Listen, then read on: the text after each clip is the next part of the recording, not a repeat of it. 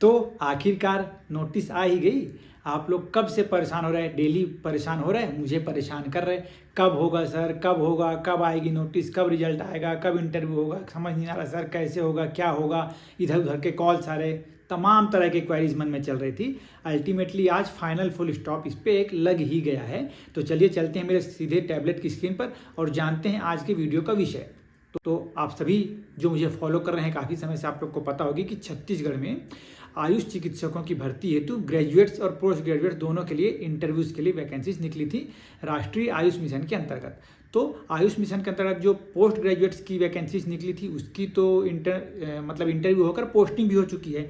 But जो UG वाले बच्चों के लिए निकली थी, जिसकी एप्लीकेशन की संख्या भी काफ़ी ज़्यादा रही है, तो उनकी वैकेंसीज बस नहीं आ रही थी। मतलब कि वैकेंसी आ चुकी थी पर आगे नोटिस नहीं आ रहा था कि कब इंटरव्यू होगा।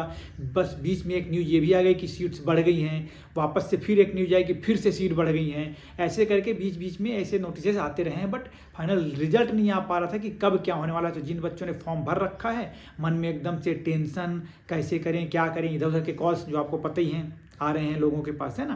तो चलिए चलते हैं मेरे सीधे टैबलेट की स्क्रीन पर और समझते हैं क्या क्या बातें हैं। ध्यान से सुनिएगा, समझिएगा। अगर आप लोग छत्तीसगढ़ के वासी हैं तो विशेष रूप से आप लोग को लग रहा होगा कि बहुत आसान है, बट मेरी बात एक बार सुन लीजिएगा तो वो कुछ ना कुछ आपके लिए फायदेमंद ही अभी होने वाली है। सीधे चलते हैं मेरे टैबलेट की स्क्रीन पर। देखिए आपको नोटिस दिखलाई दे रही है, 7 अक्टूबर को ही, ये हाईलाइट लगाएंगे अपन, 7 अक्टूबर की ये एक नोटिस है। दावा आपत्ति मतलब जो भी अभी रिजल्ट निकला हुआ है उस पर अगर किसी को ऑब्जेक्शन हो तो क्या करना है। तो यहाँ पे क्या लिखा है, कार्यालय राज्य आयुष सोसाइटी राष्ट्रीय आयुष मिशन संचालनालय आयुर्वेद एवं प्राकृतिक चिकित्सा यूनानी सिद्ध एवं होम्योपैथी छत्तीसगढ़ द्वारा राष्ट्रीय आयुष मिशन अंतर्गत विभिन्न संविदा पदों हेतु, संविदा के पद हैं यहाँ पर अच्छे से ध्यान रखिएगा, हेतु जारी विज्ञप्ति क्रमांक जो भी लिखा है 7 मार्च के आसपास ये निकली थी। संवाद क्रमांक ये सब यथा संशोधित, मतलब बीच बीच में जो चेंजेस की है, मतलब संख्या जो बढ़ाई गई है, पहले 18 थी, फिर 118 हुई, फिर बाद में 140 हो गई। आप लोगों के लिए ही फायदेमंद हो गया थोड़ा सा। आयुष चिकित्सक ग्रेजुएट आयुर्वेद के संविदा पद हेतु प्राप्त आवेदनों का निर्धारित योग्यता व अन्य सुसंगत जानकारी का समिति द्वारा परीक्षण किया गया है। जो इनकी समिति थी उन्होंने उसको चेकअप किया है और जो भी पात्र रहे हैं उनकी लिस्ट अलग, जो अपात्र रहे हैं उनकी लिस्ट अलग। अब यहाँ पे क्या लिखे हुए हैं कि नवीन वेबसाइट, सूची विभाग के नवीन वेबसाइट, इसको याद रखिएगा आप लोग, ये नवीन वेबसाइट है। अगर किसी को ढूंढने में परेशानी तो यहाँ पे जाना है। पुरानी वेबसाइट सीजी हेल्थ आप सभी को पता ही है, इसमें आपको जाना है। वहाँ पे पात्र अपात्र की सूची अपलोडेड है। जिस आवेदन, ये गलत लिख दिया थोड़ा सा, जिस आवेदक या व्यक्ति को आपत्ति हो तो वह अपनी आपत्ति दिनांक 16/10/2024 तक, मतलब कि 16 अक्टूबर के शाम के 5 बजे तक का समय आपको दिया गया है। कार्यालय राष्ट्रीय आयुष मिशन संचालनालय आयुष इंद्रावती भवन, तृतीय तल, ब्लॉक 1, अटल नगर, नवा रायपुर। पूरा एड्रेस है आपके लिए छत्तीसगढ़। ये में लिखित रूप से प्रस्तुत कर सकते हैं, मतलब जो भी ऑब्जेक्शन है आपको, आप वहाँ डायरेक्टली रिटर्न में ये एड्रेस में सबमिट कर सकते हैं। उसके पश्चात किसी भी आपत्ति पर विचार नहीं किया जाएगा। तो जल्दी से चलिए देखते हैं क्या पात्र और पात्र की लिस्ट है, उसको थोड़ा सा पढ़कर समझ तो लिया आखिरकार छत्तीसगढ़ में क्या हुआ है। बड़े बड़े कलाकार मौजूद हैं यहाँ पर। चलिए देखते हैं। पहले अपात्र की लिस्ट निकल गई तो वही मैं पढ़ ले रहा हूँ थोड़ा सा। चलिए टोटल कितने अपात्र हैं, तो टोटल 1112 एप्लीकेशंस अपात्र की लिस्ट में हैं।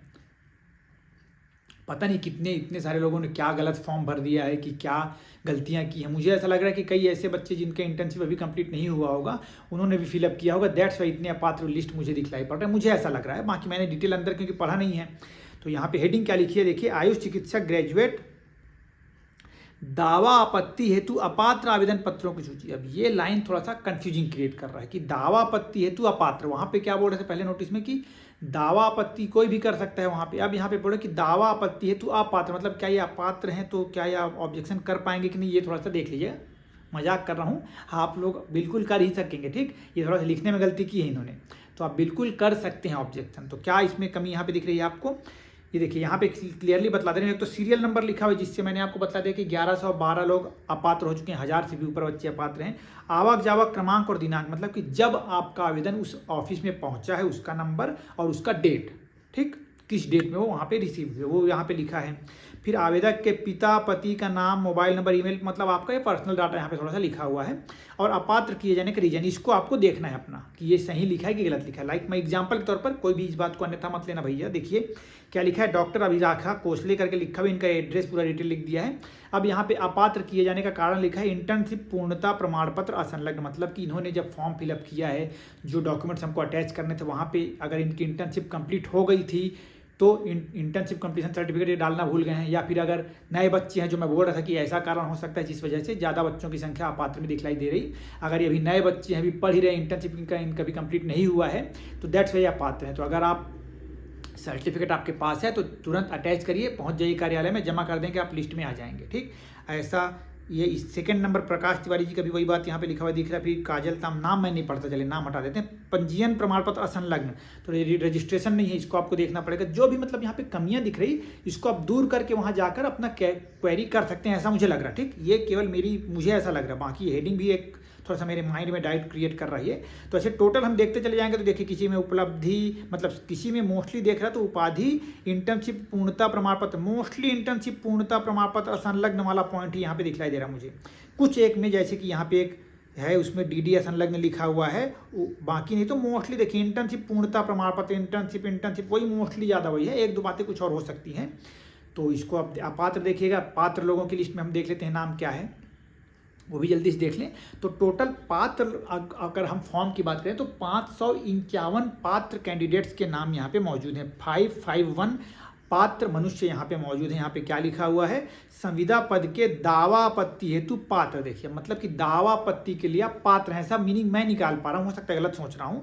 कि सूची में तब ताम झाम लिखे 140 पोस्ट हैं, जिसमें से अनारक्षित 59 है, जिसमें से 17 महिलाओं के लिए हैं। अजा की 45 सीट्स है, जिसमें से 13 महिलाओं के लिए हैं।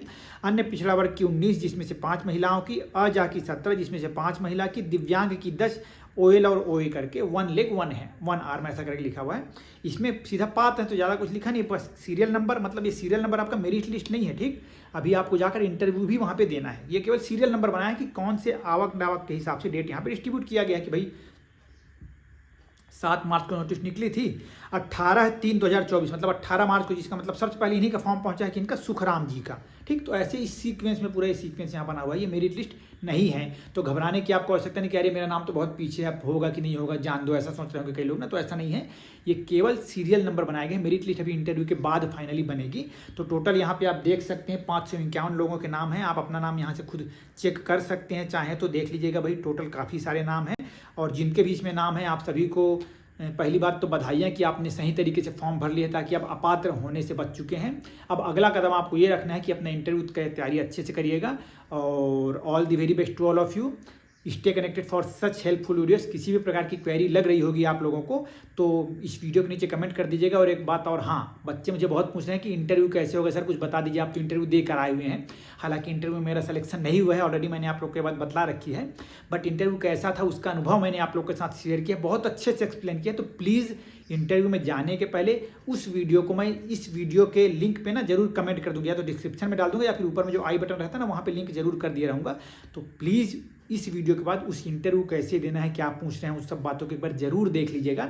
और all the very best to all my dear friends, seniors, juniors, सभी को मेरी ओर से बहुत बहुत बधाइयाँ हैं। All the best. Stay connected for such helpful videos. Thank you so much.